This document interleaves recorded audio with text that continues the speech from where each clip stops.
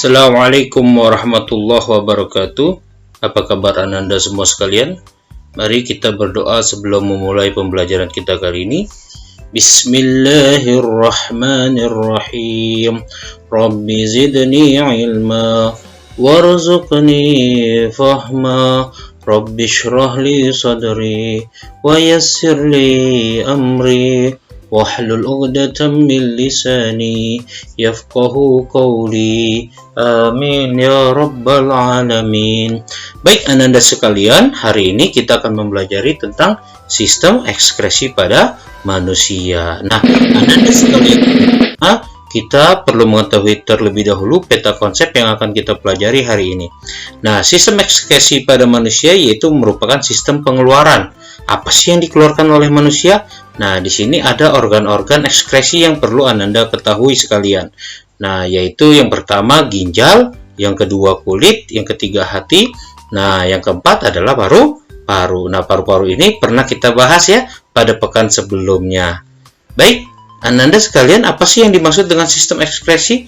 Sistem ekskresi adalah sistem pengeluaran zat-zat sisa ya hasil metabolisme tubuh yang sudah tidak berguna bagi tubuh kita ya dari dalam tubuh. Seperti apa contohnya? Seperti saat kita menghembuskan CO2 ya ketika kita bernapas, lalu ketika kita berkeringat, lalu yang selanjutnya yaitu ketika kita buang air kecil ya yang disebut dengan urin. Nah, organ-organ pada sistem ekskresi Ananda perlu ketahui, yang pertama adalah ginjal, yang kedua hati, yang ketiga kulit, dan yang keempat paru. Yang pertama akan kita bahas yaitu ginjal. Ginjal itu apa sih? Ginjal adalah merupakan alat penyaring darah yang bentuknya seperti kacang merah. Nah, ginjal pada manusia terdiri atas dua buah, ya ada kiri dan kanan. Panjang ginjal antara 10 sampai 15 cm. Nah, masanya ginjal kurang lebih 200 gram. Ya, letaknya berada di mana? Antara rongga perut bagian belakang agak ke atas, dan juga yang satunya lagi adalah di dekat tulang belakang. Nah, ginjal seperti ini ya, Ananda sekalian semuanya. Ginjal itu terdiri dari apa saja? Nah, ginjal terdiri dari glomerulus, pembuluh kapiler, arteri ginjal, vena ginjal, ureter, saluran pembawa hasil penyaringan, korteks, dan juga medula. Nah, ya, sistem dari struktur organ-organ ginjal ini yang sangat berpengaruh untuk siapa? Untuk kita saat kita mengeluarkan urin. Nah, ya, di sini didapat dari mana urin kita dikeluarkan? Ya, urin kita diproses melalui ya, atau kalau bahasanya adalah pabriknya ya. Pabriknya darah ya, darah yang ketika ada zat-zat sisa dari darah tersebut tidak digunakan, maka menjadi urin. Fungsi ginjal apa saja? Yang pertama adalah menyaring dan membersihkan darah dari zat-zat sisa metabolisme tubuh ya, seperti yang Bapak katakan tadi ya, bahwa darah-darah itu disaring dan dibersihkan oleh ginjal sehingga hasil metabolisme tubuhnya bisa dikeluarkan menjadi urin.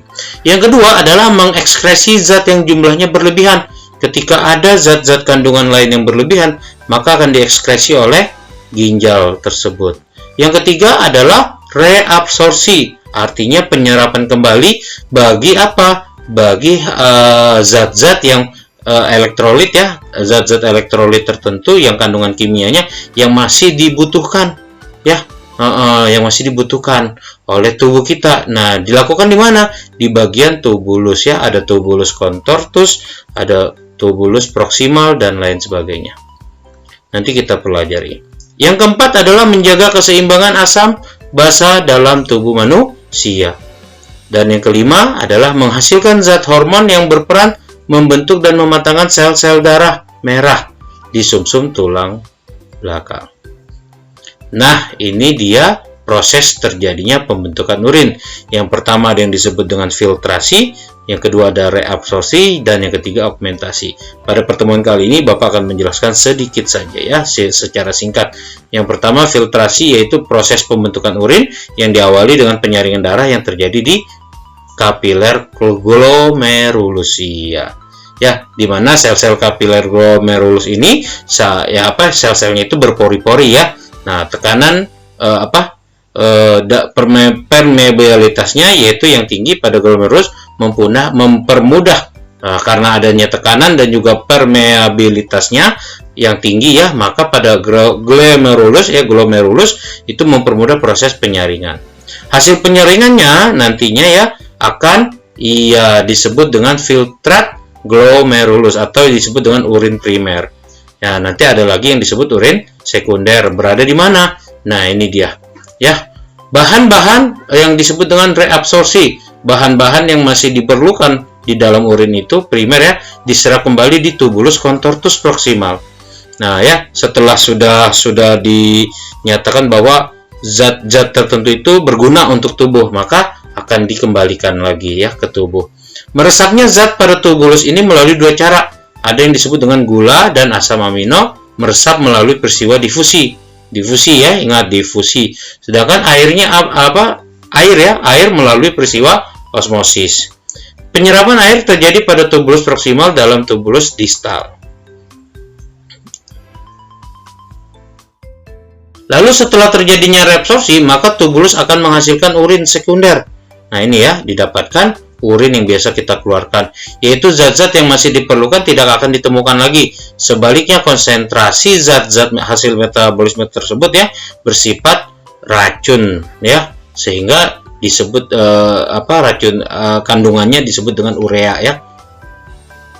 Lalu augmentasi adalah proses penambahan zat sisa dan urea yang mulai terjadi di tubulus contortus distal. Dari tubulus-tubulus yang ada di ginjal ya, urin akan menuju rongga ginjal dan menuju kantong kemih ya.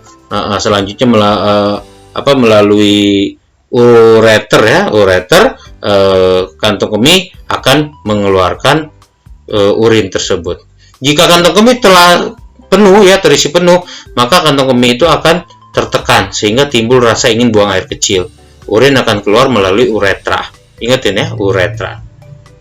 Organ yang dilalui urin apa saja sih? Ini dia.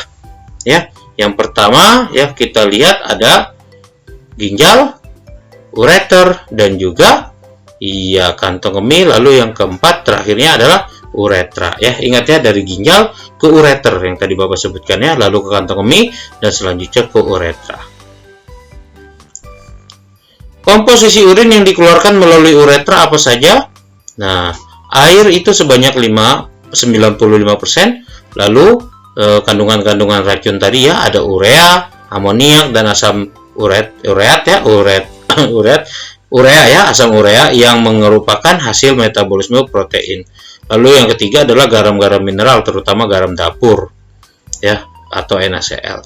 Zat warna empedu, bilirubin dan biliverdin yang menyebabkan warna kuning pada urin. Lalu yang kelima adalah zat yang berlebihan dalam darah seperti hormon dan vitamin.